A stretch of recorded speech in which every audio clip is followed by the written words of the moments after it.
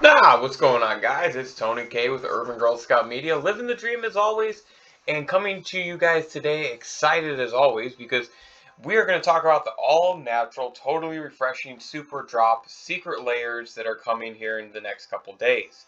Remember, these are all going to be things that you can pretty much prepay for, and they'll ship out to you at the delivery dates that are assigned to them. We have quite a few to go through. As you can see here, I have them all opened across the top, and we'll do these based on regular pricing, not foiling, if that's available. I do want to ask, before we get into this, if you guys like the content, give me that like, comment, subscribe, and share. That really does help, and uh, it makes a difference. So even if you don't like the content, if you leave a comment saying you don't like the content, that helps too. Just trying to get the numbers up for the algorithm. But enough of that, let's jump into this. So, what do we got? 8 of these bad boys, right? Let's start with the first one that's coming up. Saturday morning D&D, and that will be released on the 23rd. Remember, Secret Lair has changed their method to where you now order, pay, and it gets shipped later. It is to help them expand their business in other countries. This first one, Saturday morning D&D, you can read the comments there. I'm going to go through the cards. So it looks like we have Commander Sphere. It's become a very popular card in the Commander's format over the past couple of years, so pretty nice. War of Invention. Now that was a cool card. That was the one that had improvise, and you search for an artifact card with X or less and put it on the battlefield. So that's pretty cool. Okay.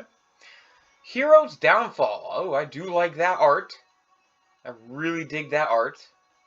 I'm liking this. Impact Tremors. Whoo, whoo, whoo, boy. Now that is dope. I'm not gonna lie, that is dope. And last but not least, Primal Vigor, which is probably my guess is it's probably the most expensive card in the set in terms of regular printings. I thought that was a pretty expensive card. And Unbreakable Formation, not bad. So yeah, we have 6 cards in total. Overall, I like this. It looks like all of the non-foil, we got changed. I don't know what the hell I've got on here. DuckTales. Well, let's put on Bomberman. I have a no lyrics playlist for video game related music that I love in the background for these, and yeah, that just wasn't gonna work. DuckTales gonna have to go. Anyways, overall, I think that this is a pretty good deal. Primal Vigor. Let's check it out. Let's go to the old TCG player and let's check out some of these prices. Completely unprofessional here, but I really don't give a fuck.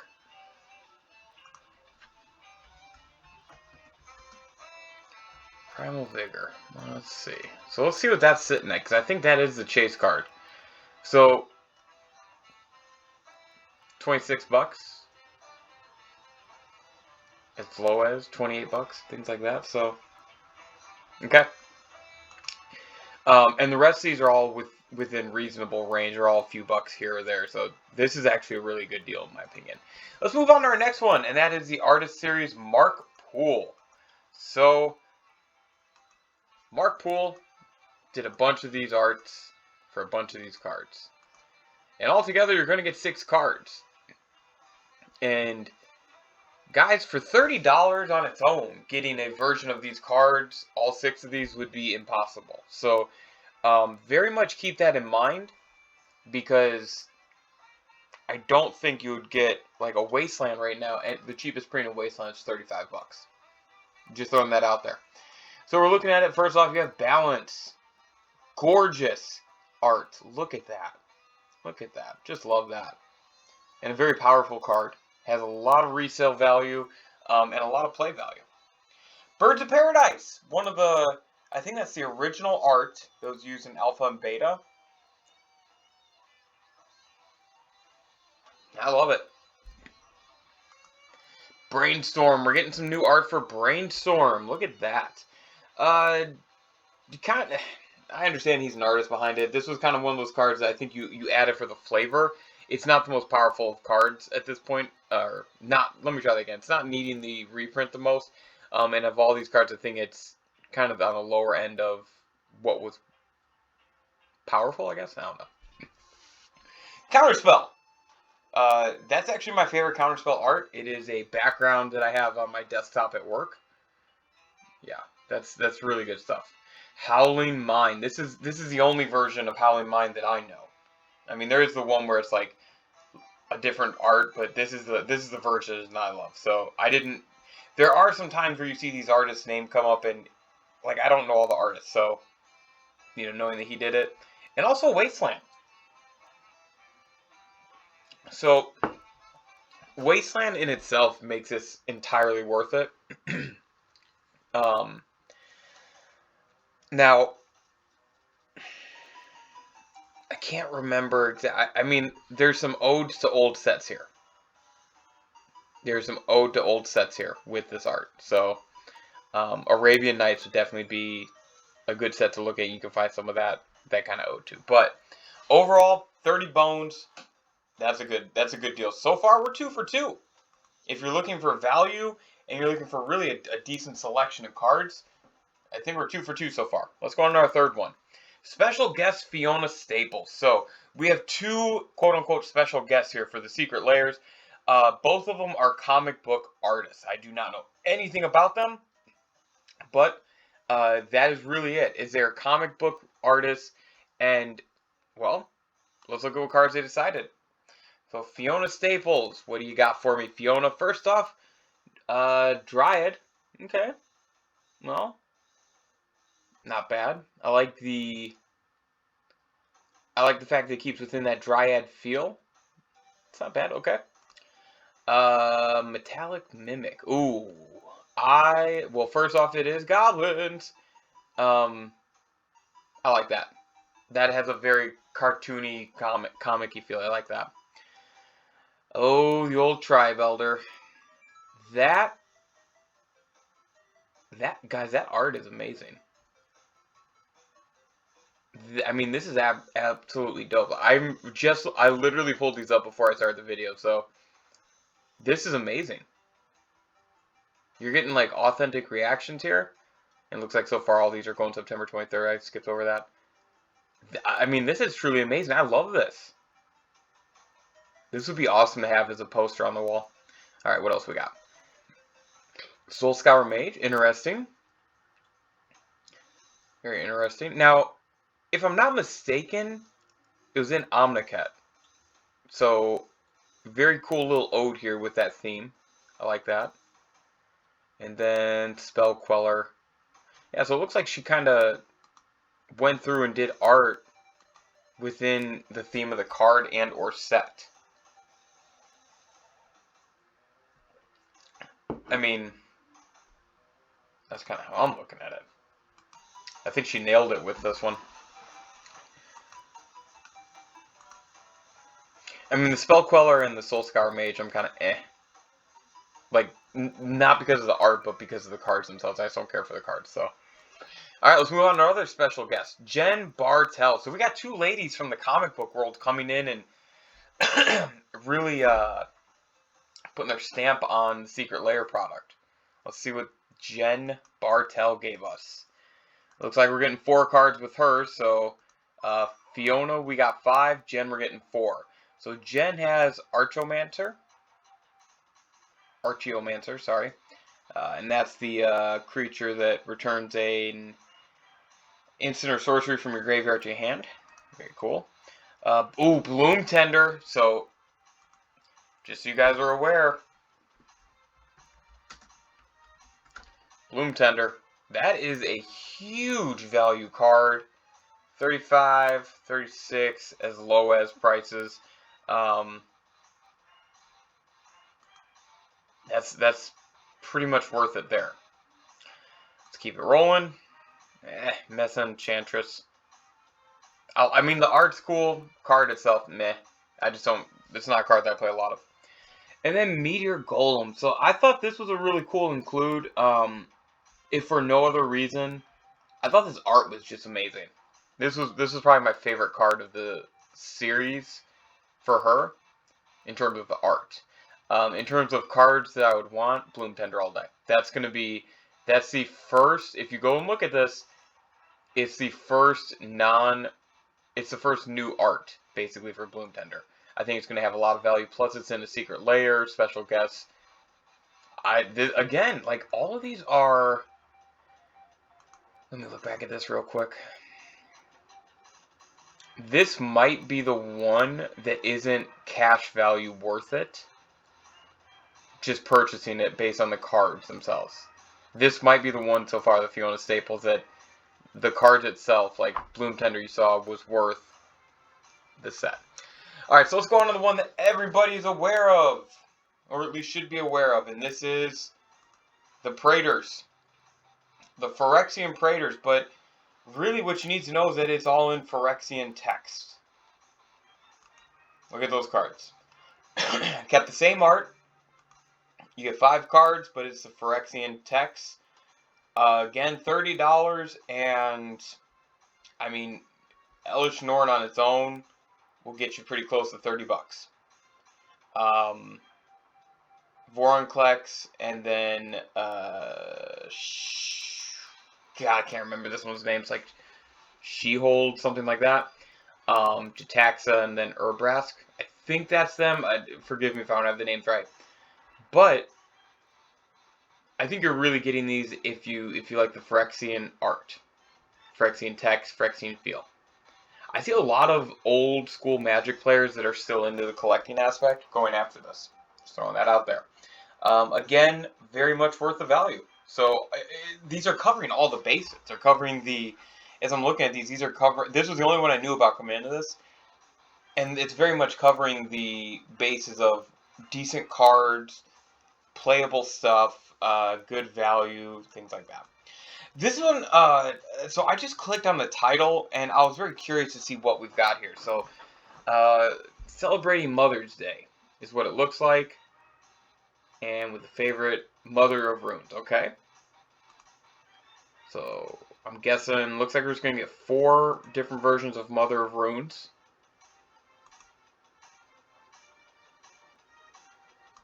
Very interesting arts. And very...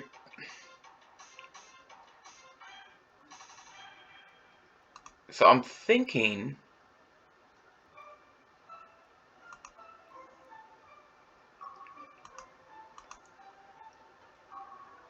this is okay. I have to go through it again here.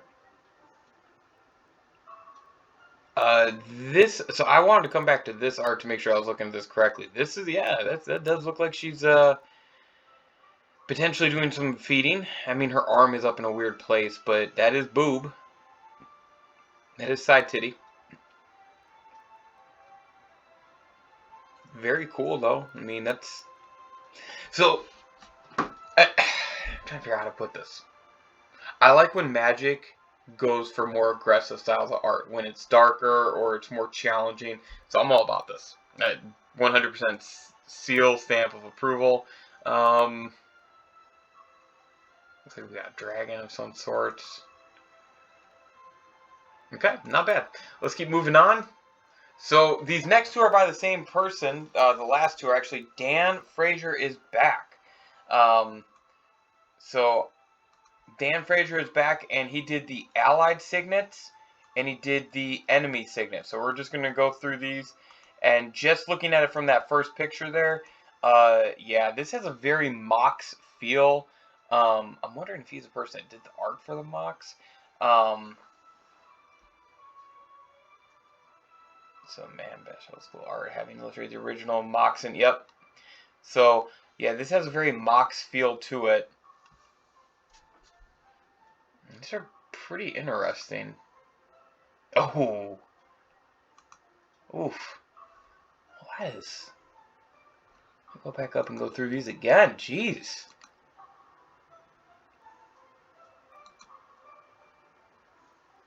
These are quite amazing. Let's go to the enemy ones. See what we got here. Okay. Oh, I love that. Look at that. Is it? Look at that. Is it? That's gorgeous. Okay. I like that. Good for the Golgari. What we got here? Boros. Has such an old school Magic feel.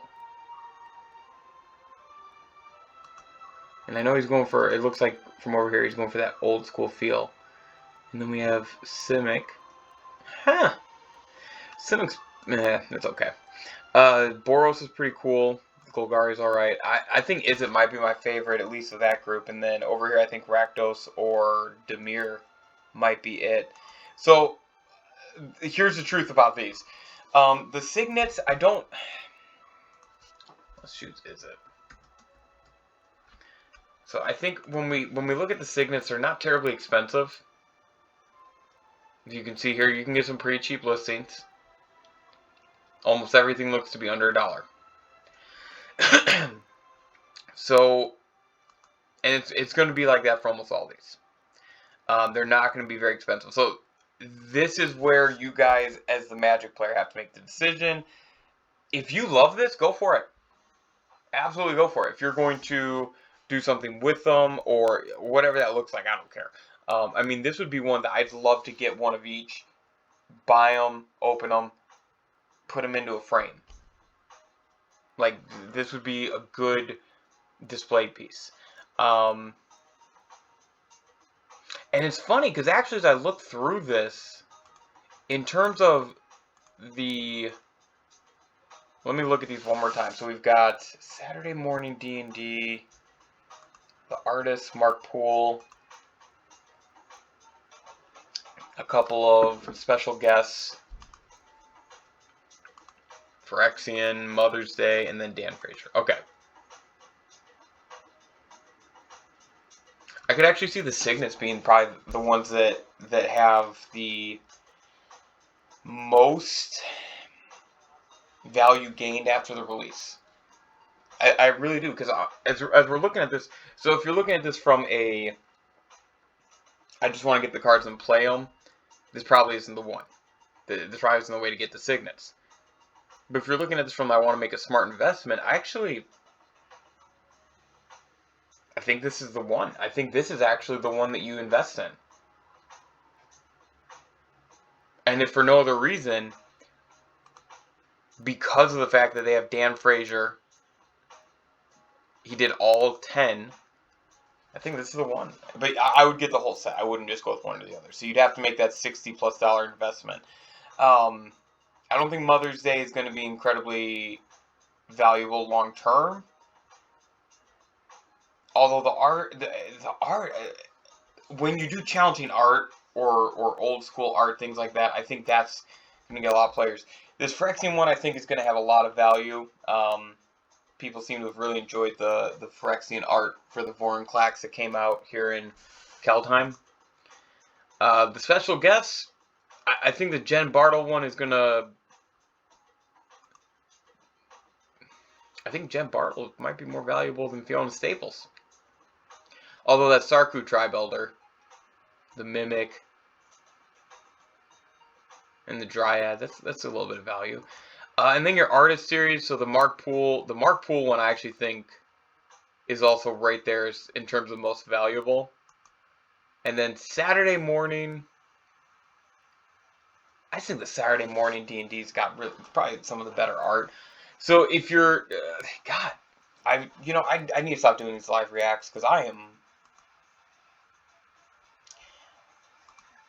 So let's put it like this. If you're someone that's looking for the fun of it and looking for the, I don't want to spend money on this, that I could spend it better elsewhere, the only ones here that really are a bad investment just to get the cards for game pieces is the Signets.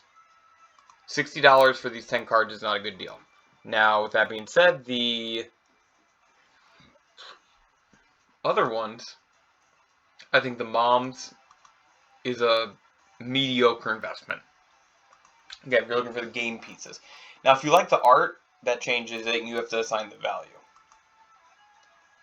But I think, let me just look here. Just trying to figure this out. out.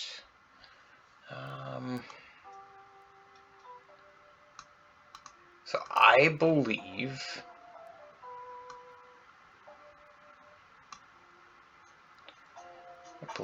this. I think this is the way I would assign the value of these, going from highest to lowest. In terms of cash value turnaround. So I think the Mark Pool series is your best one in terms of easy money. A lot of staple cards in here, and all of these see plain EDH. So even if you crack and open it, you're going to get more than $30 for the Wasteland on its own. It may not be like day one. Like if you get this on September 23rd, October 1st, it's not going to be. You may not see the best value return, but time goes on. It's a march of attrition. I think the Mark Pool Artist Series and the Phyrexian ones are the two that are going to have the most value and will probably be the most popular of these. The special guest, Fiona Staples. So I think that these three right here, the Mimic, the Dryad, and the Elder, are going to really make it a desirable piece. I think that Elder art and the Mimic art really stand out. The Saturday Morning D&D, I'm going to put at number 4. Primal Vigor definitely is a game piece in there, helps it. But I think this art is so different, and these prices are incredibly reasonable when you consider what Primal Vigor was right now. It's almost like 20, 23 bucks, something like that, right? Maybe a little bit more. Up next, special guest Jen Bartel. You know, honestly, outside of the Meteor Golem and the fact that Bloom Tender as a game piece is in there, I don't see this as an incredibly valuable one. But I do think that it's still more valuable as an individual secret layer long term than these other remaining 3. Mother's Day, you know, the art on these is really cool. I think that they did some really, I'm trying to figure out how to say it. This is really outside of the norm of comfort that Magic normally follows. I don't feel like they're willing to get this. I don't know how to put it.